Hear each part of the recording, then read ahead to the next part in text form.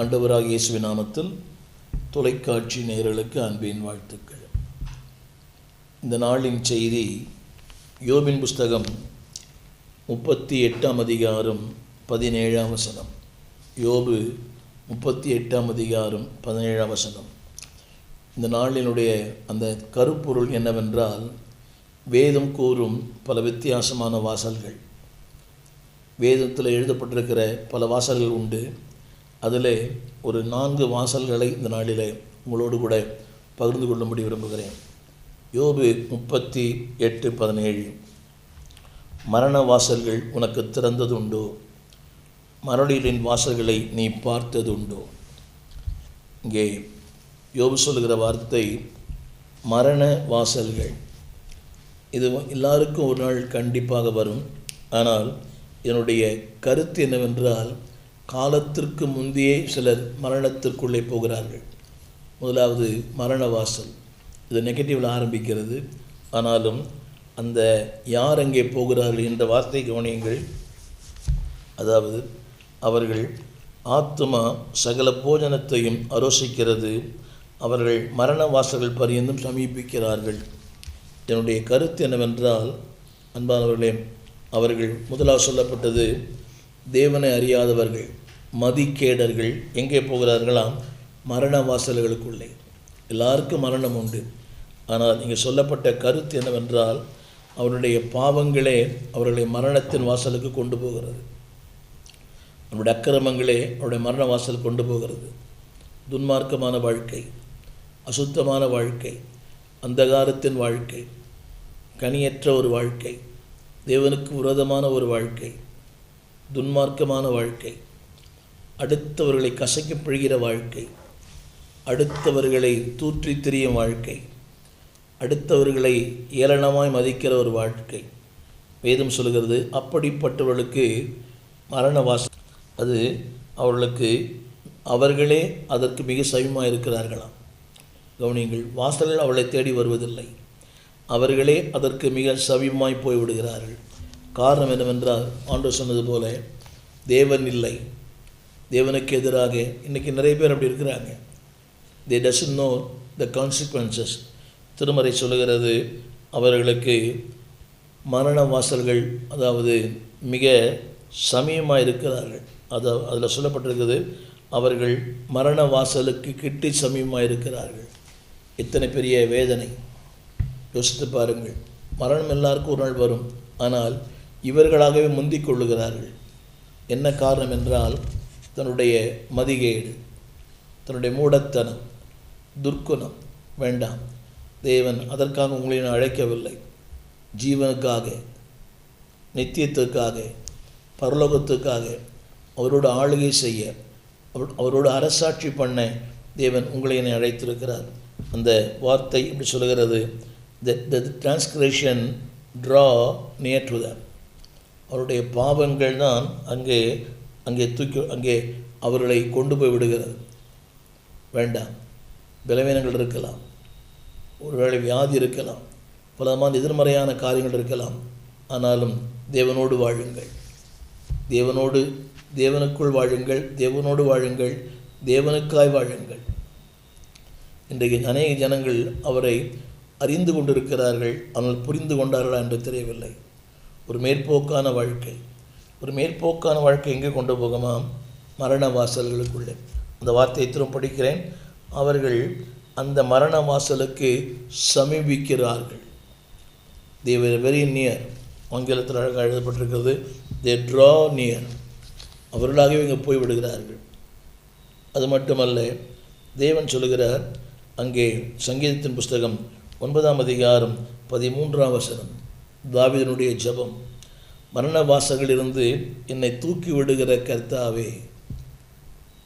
மனிதன் அவனை தேடி போகிறான். ஆனால் நீங்கள் உண்மையாக ஜெபிப்பீரானால் தேவன் உதவி செய்ய வல்லவராக இருக்கிறார். அவர் சொல்லுகிறார், மரண வாசல்களிலிருந்து என்னை தூக்கி விடுகிற கர்த்தாவே, நான் உம்முடைய துதிகளை எல்லாம் சீயோன் குமாரத்தி என் வாசல்களில் விவரித்து உம்முடைய ரட்சிப்பினால் கலி கூறும்படியாக. மரண வாசல்களிலிருந்து என்னை தூக்கி விடுகிற கர்த்தாவே, நான் உம்முடைய துதிகளை எல்லாம் சீயோன் குமாரத்தியின் வாசல்களில் விவரித்து உம்முடைய ரட்சிப்பினால் களி கூறும்படியாக. அப்போ தேவன் மரண வாசல் தூக்கி விடும்போது என்ன செய்கிறாராம்?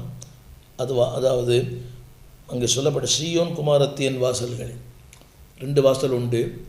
ஒன்று சீயோனின் வாசல், 87ஆம் சங்கீதத்தில் வாசிக்கிறோம். அவர் யாக்கோபின் வாசஸ்தலத்தை விட சீயோனின் வாசல்களில், அப்படியானால் அந்த சீயோனின் வாசல்களிலே உன்னை களிகூற பண்ணுகிறார்.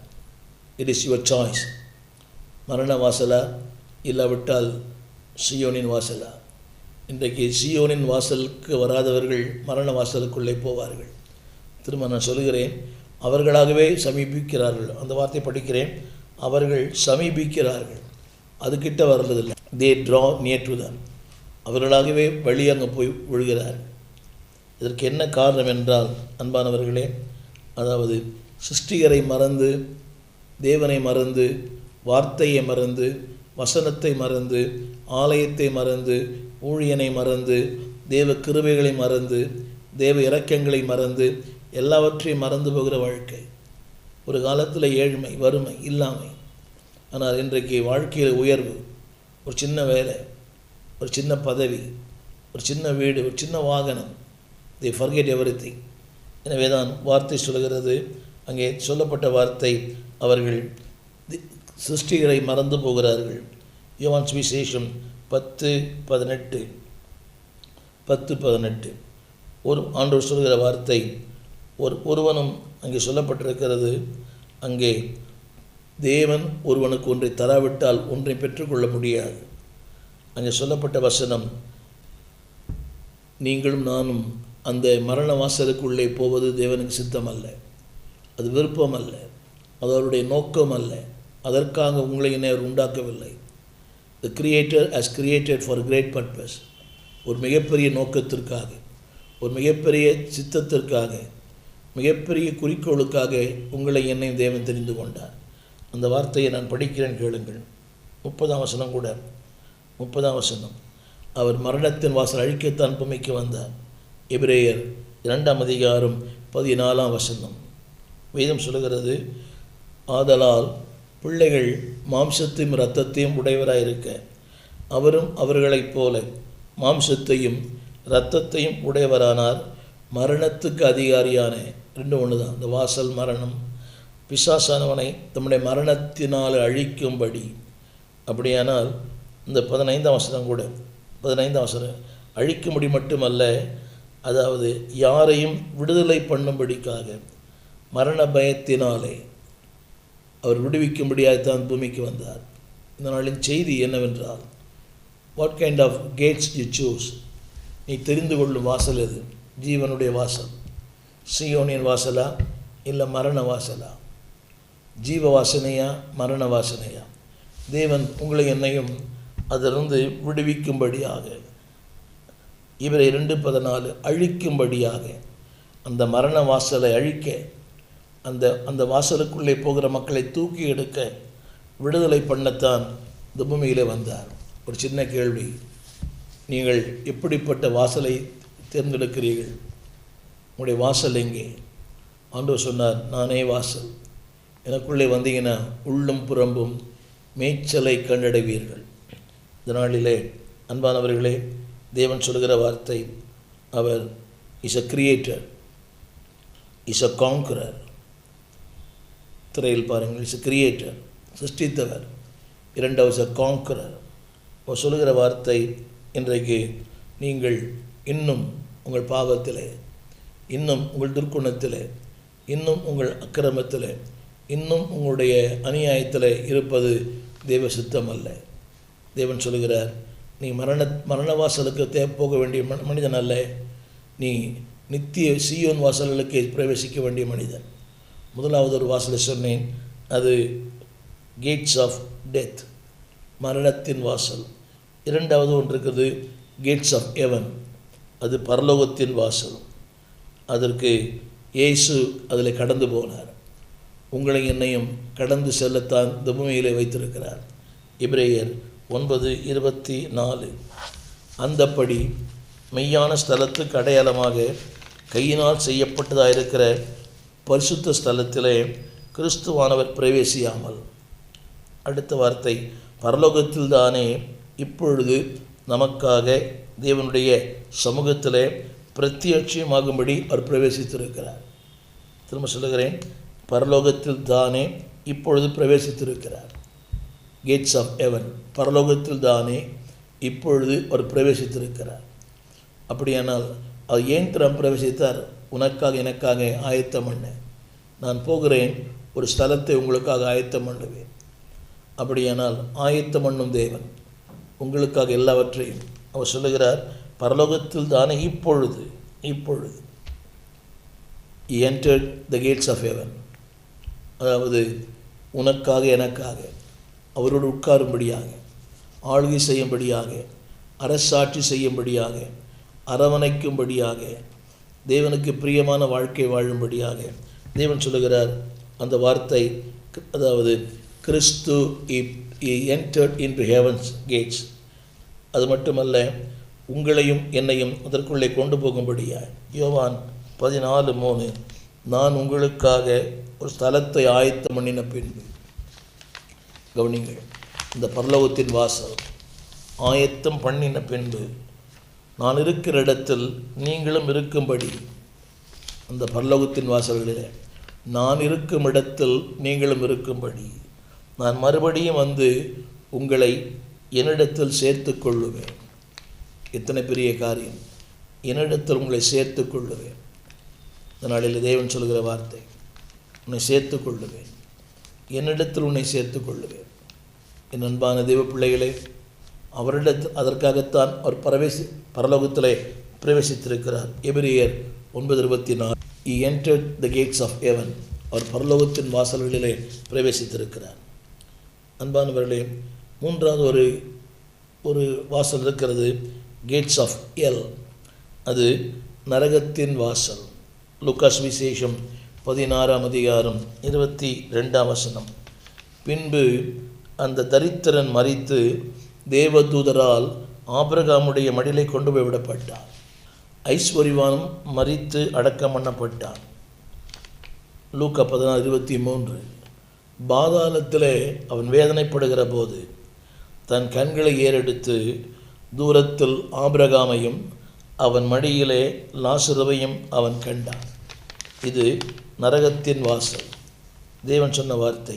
23, தூரத்தில் ஆபிரகாமையும் பாதாளத்தில் அவன் வேதனைப்படுகிற போது. தமிழில் பாதாளம் போட்டுருது, ஆங்கிலத்தில் த கேட்ஸ் ஆஃப் எல். இது திரும்ப சொல்லுகிறேன், சியோனின் வாசல்களுக்கு வராதவர்கள் கேட்ஸ் ஆஃப் எல்.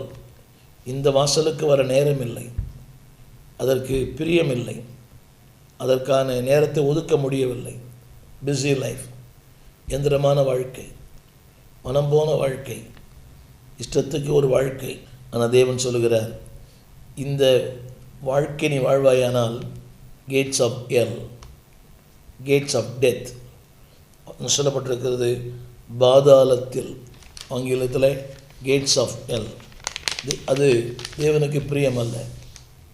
நீ வாடுவது, நீ துன்பப்படுவது, நீ கஷ்டப்படுவது அவருக்கு பிரியமல்ல. அவர் சொல்லுகிற வார்த்தை, அன்பானவர்களே, நீ அங்கே இருப்பது ஒரு சித்தம் அல்ல. ஆண்டவர் சொல்லுகிறார், கிறிஸ்தவனை பாதாளத்தின் வாசல் மேற்கொள்ள முடியாது. அதைத்தான் தேவன் சொன்னார், நான் என் சபையை கட்டுவேன், பாதாளத்தின் வாசல் மேற்கொள்ள முடியாது. அந்த வார்த்தை தனியாய் பாருங்கள். பாதாளத்தின் வாசல்கள் உங்களை மேற்கொள்ள முடியாது. ஏனென்றால் is the authority, is a conqueror, is a creator. உண்டு பண்ணினவர், சிருஷ்டித்தவர், உருவாக்கினவர், படைத்தவர். அவர் சொல்லுகிறார், no hell can overtake you. No hell, no death. மரணம் வரும், ஆனால் மரணத்துக்கு பிறகு ஒரு மகிமையான வாழ்க்கை உண்டு. அவர் சொல்லுகிற வாழ்க்கை, no death will overtake you. அது சொல்லுகிறார், பாதாளத்தின் வாசல்கள் மேற்கொள்ள முடியாது. கடைசியாக இன்னொரு வசனத்தை சொல்ல விரும்புகிறேன். தி கேட்ஸ் ஆஃப் ரைச்சஸ்னஸ், நீதிமானுடைய வாசல்கள். ரொம்ப கடினம், நீதிமானாய் வாழ்வது ரொம்ப கடினம். கிரைம் செலுத்த வேண்டும், பொறுமை வேண்டும், நிதானம் வேண்டும், அதற்கு நிறைய காரியங்கள் தியாகம் பண்ணணும். என்றால் நாம் நீதிமானாய் வாழ்ந்தாலும் நம்மை நீதிமானாய் இந்த உலகம் இருக்க விடுவதில்லை. புல்லாங்கான உலகம், அநீதியான உலகம், துரோகம் செய்கிற உலகம், நன்மைக்கும் தீமை செய்கிற உலகம், நன்றி அறிதல் இல்லாத ஒரு உலகம். அப்படிப்பட்ட உலகத்தில் நீதிமானாய் வாழ்வது மிக கடினம். அப்படியான ஒவ்வொரு நாளும் பாடுகள், ஒரு நாளும் போராட்டங்கள், ஒவ்வொரு நாளும் செத்து செத்து பிழைக்க வேண்டிய ஒரு நிலைமை. தேவன் சொல்லுகிறார், நான் உனக்கு சொல்லுகிறேன், பாதாளத்தின் வாசல்கள் உன்னை மேற்கொள்ள முடியாது. அதில் சொல்லப்பட்ட வார்த்தை அன்பானே சங்கீதங்களின் புஸ்தகம் 118 சங்கீதம் 19 நீதியின் வாசல்கள். முதல்ல சொன்னேன் மரணத்தின் வாசல், இன்னொன்று பரலோகத்தின் வாசல், இன்னொன்று பாதாளத்தின் வாசல், நான்காவது நீதியின் வாசல்கள். அதுக்குள்ளே யார் பிரவேசிக்க முடியும்? நீதியாக வாழ்ந்தால் பிரவேசிக்க முடியும். எதற்காக சபை, எதற்காக ஊழியம், எதற்காக ஊழியங்கள்? ஒரே ஒரு நோக்கம்தான். இந்த நோக்கம் என்னவென்றால் நீங்கள் நீதியாய் வாழ வேண்டும். இந்த உலகத்தில் நீதியாய் வாழ்வது மிக கடினம். குடும்பங்களே, இன்றைய காலகட்டத்தில் பாவத்தின் பெருக்கம், அக்கிரமத்தின் பெருக்கம், அநியாயத்தின் பெருக்கம், எங்கு பார்த்தாலும் அசுத்தங்கள். ஆனால் தேவன் சொல்லுகிறார், நீதிமானாய் வாழ முடியும். அதற்காகவே உங்களை என்னை தேவன் அழைத்தார். அதற்காகவே தேவன் நம்மை பரிசுத்தப்படுத்தி இருக்கிறார். வேதம் சொல்லுகிறது, நீதியின் வாசல்களிலே அதை திறவுங்கள், நான் அவைகளுக்குள் பிரவேசித்து கர்த்தரை துதிப்பேன். அதுக்கு இன்னொரு பேர் கொடுக்கப்பட்டிருக்குது. அதுதான் கர்த்தரின் வாசலம். 118:19 நீதியின் வாசல். அதுக்குள்ளே போயிட்டாலே மகிழ்ச்சி, ஆனந்தம், சந்தோஷம், ஆரவாரம், கம்பீரம், குதூகலம். ஃபாதர் பாடின மாதிரி குதூகலம் கொண்டாட்டமே, அப்பா வீட்டில் எப்போதும் சந்தோஷமே, ஆடலும் பாடலும் இங்குதானே. அதுக்குள்ளே பிரவேசிக்கும் போது வாழ்க்கை மாறும், எல்லாமே மாறும், நிலைகள் மாறும், சூழ்நிலைகள் மாறும், எல்லாம் மாறும். ஏனென்றால் அது நீதியின் வாசல். எல்லோரும் பிரவேசிக்க முடியாது. இந்த உலகத்தில் அநீதியாக வாழ்ந்துட்டு அப்புறம் நீதியின் வாசலில் பிரவேசிக்க முடியும்? ஏமாற்றி, வஞ்சித்து, அடுத்தவர்களுக்கு துரோகம் பண்ணி, அடுத்தவருடைய குடும்பங்களை கவிழ்த்து போட்டு இந்த உலகத்தில் அநீதியாக வாழ்ந்து நீதி எங்கே வாழ முடியும்? இன்றைக்கு பாருங்கள், எங்கு பார்த்தாலும் அநீதி. சாலமோன் சொல்லுகிறார், நியாயஸ்தானத்தை நோக்கி பார்த்தேன், அங்கே நீதி இல்லை. இன்றைக்கி நீதியின் பக்கம் இருக்கிறவங்க மிக மிக சொற்பம். ஏன்னா நீதி பக்கம் தான் அவங்க வண்டி ஓடாது, அவங்க வாழ்க்கை ஓடாது, தேவன் சந்திக்கப்படாது. அநீதியின் பக்கமாக வாழ்ந்தால் அந்த நாள் பொழுது போகும், தேவன் சந்திக்கப்படும், ஏதோ ஒன்று கிடைக்கும். ஆனால் நீதியின் பக்கம் இருந்தால் எங்கே கிடைக்காது, அங்கே கிடைக்கும். ஒரு சின்ன கேள்வி, on what side you are stand? உங்களுடைய ஸ்டாண்ட் எந்த பக்கம்? அநீதியின் பக்கமாக? நீதி நல்லா தெரியுது இது அநீதி, ஆனால் பட் ஸ்டில் தே ஆர் அந்த அந்த அந்த அநீதியின் பக்கம்தான் இருக்கிறாங்க. பேச்சு அநீதி, செய்கைகள் அநீதி, அவனுடைய காரியங்கள் அநீதி, எல்லாமே அநீதி. ஆனால் அநீதியான ஒரு வாழ்க்கையிலும் அன்பாருங்க, நல்லா தெரிந்தே அந்த பக்கம் தான் நிற்கிறாங்க. குடும்பங்களோடு பாருங்களேன், அநீதி செய்கிற ஒரு தகப்பன் பிள்ளை, அந்த அநீதி செய்கிற அந்த தகப்பன் தான் நிற்கிறாங்க. நீதி செய்கிற ஒரு தாய், தே நெவர் ஸ்டாண்ட். நீதி செய்கிற தகப்பன், அநீதி செய்கிற மனைவி, சில்ட்ரன் ஸ்டாண்ட் வித் அன்ரைச்சஸ்னஸ். அந்த அநீதி செய்கிறவங்களோட தான் நிற்கிறாங்க. ஏன்னா அவங்க வாழ்க்கையின் தேவை சந்திக்கப்படுகிறது. வேண்டாம், அற்ப காரியங்களுக்காக, ஒரு வயிற்று சாப்பாட்டுக்காக ஏசாப்பு இருக்க வேண்டாம். ஏசா நிகழ்காலத்துக்காக வாழ்ந்தான், யாக்கோபு எதிர்காலத்துக்காக வாழ்ந்தான். அவனுக்கு ஏசாவுக்கு தேவனை குறித்த சிந்தை இல்லை, யாக்கோபுக்கு தேவனை குறித்த சிந்தை. இரவெல்லாம் தேவனோடு அந்த கான்ஷியஸ் ஆஃப் காட், தேவ சிந்தை இருந்தபடினால தான் இன்றைக்கும் அவன் பேசப்படுகிறான், இஸ்ரவேல் என்று அழைக்கப்படுகிறான். ஒரு சின்ன கேள்வி, what kind of stand you take? நீங்கள் நீதியின் பக்கம் இருக்கிறீர்களா, அநீதியின் பக்கம் இருக்கிறீர்களா? அடுத்து ஒன்று போட்டிருக்குது 118:20 கர்த்தரின் வாசல், இதற்குள்ளே நீதிமான்கள் பிரவேசிப்பார். கர்த்தரின் வாசல். அதுக்குள்ளே பிரவேசிக்க வேண்டுமானால் விசுவாசம் தேவை, அர்ப்பணம் தேவை, ஆதங்கம் தேவை, கிரயம் செலுத்த வேண்டும். ஆபிரகாம் பிரவேசித்தார், தாவீது பிரவேசித்தார், நம் முற்பிதாக்கள் பிரவேசித்தார்கள். இவரை 11ஆம் அதிகாரத்தில் இருக்கிற பல பரிசுத்தவான்கள் பிரவேசித்தார்கள். நம்முடைய முன்னோர்கள் பிரவேசித்திருக்கிறார்கள். they paid the price. அதற்கு விசுவாச வாழ்க்கை தேவை, அர்ப்பணம் தேவை, தேவனுடைய ஒரு நெருக்கம் தேவை, ஒரு உறவு தேவை, அவருக்காக வாழ்கிற வாழ்க்கை தேவை.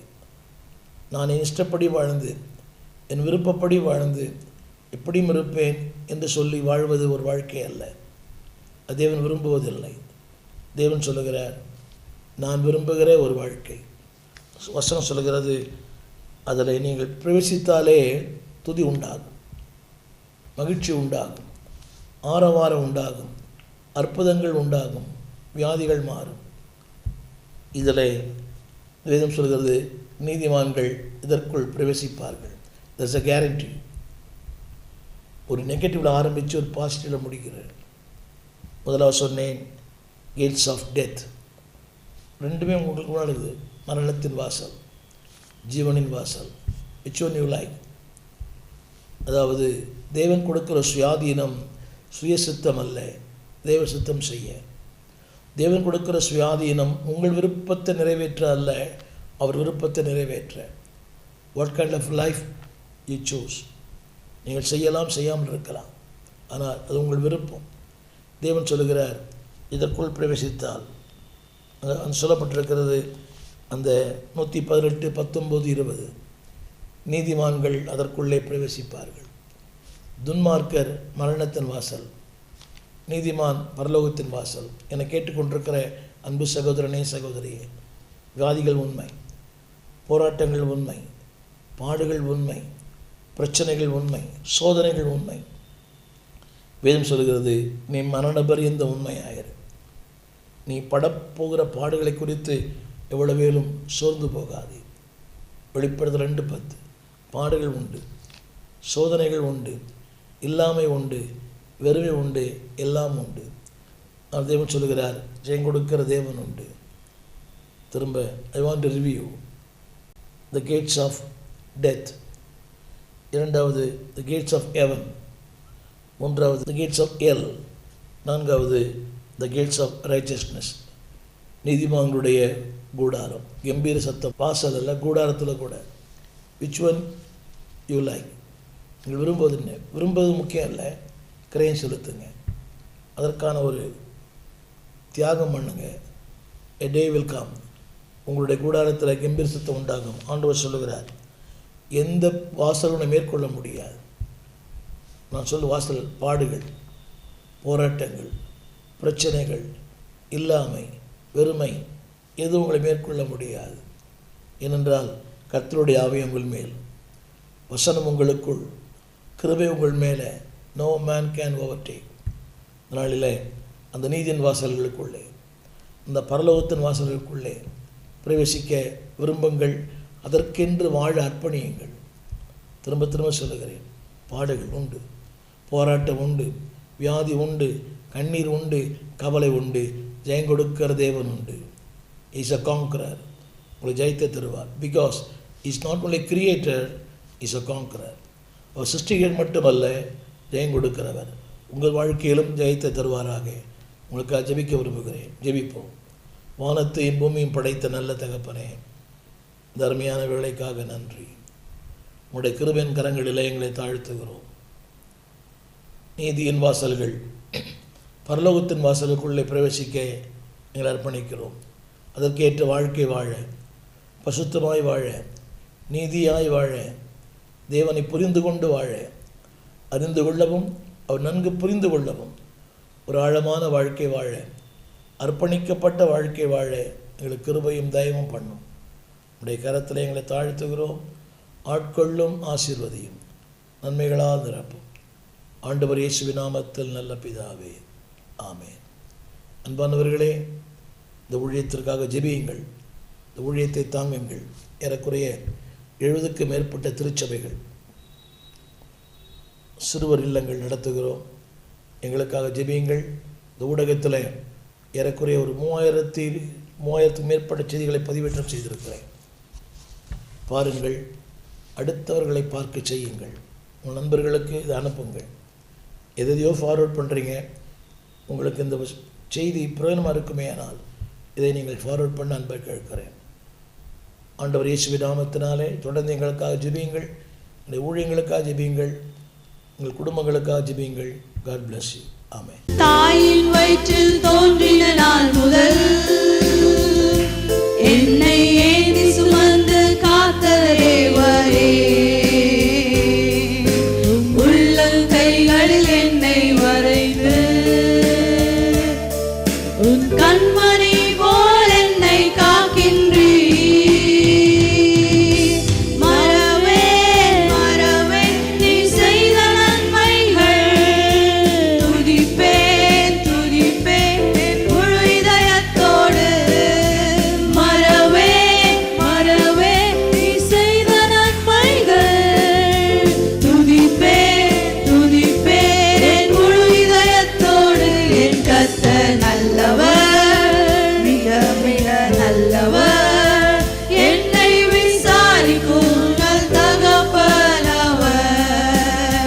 என் கர்த்தர் நல்லவர், மிக மிக நல்லவர், என்னை விசாரிக்கும் நல் தகப்பனவர். வெள்ளம் போல் எதிர்த்து வந்தாலும் ஆவியானவர் எனக்காய் கொடியேற்றுமே. இதுவரை உதவி செய்த நேசரே,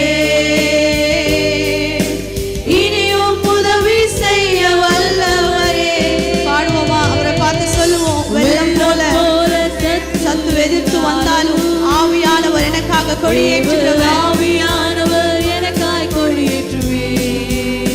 இதுவரை உதவி செய்தவர், உதவி செய்த உதவி செய்ய போதுமானவர் அப்பா, இனியும் உதவி செய்ய வல்லவரே. சொல்லுவோமா? மறவேன் மறவேன் மறவேன் நீ செய்த நன்மைகள், துதிப்பேன் துதிப்பேன் என் முழு இதயத்தோடு. மறவேன் மறவேன் நீ செய்த நன்மைகள், துதிப்பேன் துதிப்பேன் என் முழு இதயத்தோடு. என் கர்த்தர் நல்லவர், மிக மிக நல்லவர், என்னை விசாரிக்கும் நல் தகப்பனவர். என் கர்த்தர் நல்லவர், மிக மிக நல்லவர், என்னை விசாரிக்கும் நல் தகப்பனவர். பகைஞர் எதிரே எனக்கு ஓர் பந்தி ஆயத்தம் செய்த சர்வ வல்லவரே, என்னையாலே அபிஷேகம் செய்து என் பாத்திரம் நிரம்பி வழிய செய்கின்றீர். எல்லாரும் சேர்ந்து சொல்லுவோமா? பகைஞர் எதிரே எனக்கு ஓர் பந்தி ஆயத்தம் செய்த சர்வ வல்லவரே, என்னையாலே அபிஷேகம் செய்து என் பாத்திரம் நிரம்பி வழிய செய்கின்றீர். மறவேன் மறவேன் நீ செய்த நன்மைகள், துதிப்பேன் துதிப்பேன் என் முழு இதயத்தோடு. மறவேன் மறவேன் நீ செய்த நன்மைகள், துதிப்பேன் துதிப்பேன் என் முழு இதயத்தோடு. என் கர்த்தர் நல்லவர், மிக மிக நல்லவர், என்னை விசாரிக்கும் நல் தகப்பனவர். என் கர்த்தர் நல்லவர், மிக மிக நல்லவர், என்னை விசாரிக்கும் நல் தகப்பனவர். அன்பானவர்களே, நீங்கள் திரையிலே திறந்த வாசல் துதியொலி கீதங்கள் என்ற ஒரு பாடல் புஸ்தகத்தை நீங்கள் பார்க்கலாம். ஏறக்குறைய ஒரு 773 பாடல்கள், புதிய பாடல்கள், பழைய பாடல் இருக்கிறது. சபையிலே பாடி கர்த்தரை ஆராதிக்க இந்த புஸ்தகத்தை வெளியிட்டிருக்கிறோம். இது ஊழியர்களுக்காக சபைகளுக்காக நாங்கள் அதை குறைந்த விலையிலே கொடுக்கிறோம். இந்த பாடல் உங்களுக்கு தேவையானால் நீங்கள் எங்களோடு கூட தொடர்பு கொள்ள முடியும். இந்த கீழ்காணும் இந்த தொலைபேசிகளை எங்கள் தொடர்பு கொள்ளலாம். கூகுள் பே, அதில் நீங்கள் பணம் அனுப்பலாம். ஊழியர்களுக்கு அதில் சலுகைகள் உண்டு. நீங்கள் மொத்தமாக வாங்கும்போது அதை நாங்கள் உங்களுக்கு சலுகை செய்வோம். நீங்கள் பாடி கர்த்தரை மையப்படுத்த அன்போடு கேட்டுக்கொள்கிறோம். இது ஏறக்குறைய ஒரு 50,000 பிரதிகள் வரைக்கும் வெளியிட்டிருக்கிறோம். திறந்த வாசல் துதிகள் கீதங்கள் தமிழ் பேசுகிற பல இடங்களிலே இந்த பாடல் பாடப்படுகிறது. பழைய புதிய பாடல்கள் எல்லாவற்றையும் தொகுத்து வெளியிட்டிருக்கிறோம். பாடி பரமனை மையப்படுத்துங்கள். God bless you. கர்த்தர் ஆசீர்வதிப்பாராக. எங்கள் விலாசம் போதகர் ஸ்டீஃபன் தேவகுமார், திறந்த வாசல் சபை, நம்பர் 65, பரமானந்த தெரு, 7 கிணறு, சென்னை 600001. தொடர்புக்கு 9841839287. மேலும் 0444183330. எங்கள் மின்னஞ்சல் stephenopendor@gmail.com. எங்கள் தேவ செய்திகளை யூடியூப் சேனலில் பார்த்து பயனடையுங்கள். தேவன் உங்களை ஆசீர்வதிப்பாராக.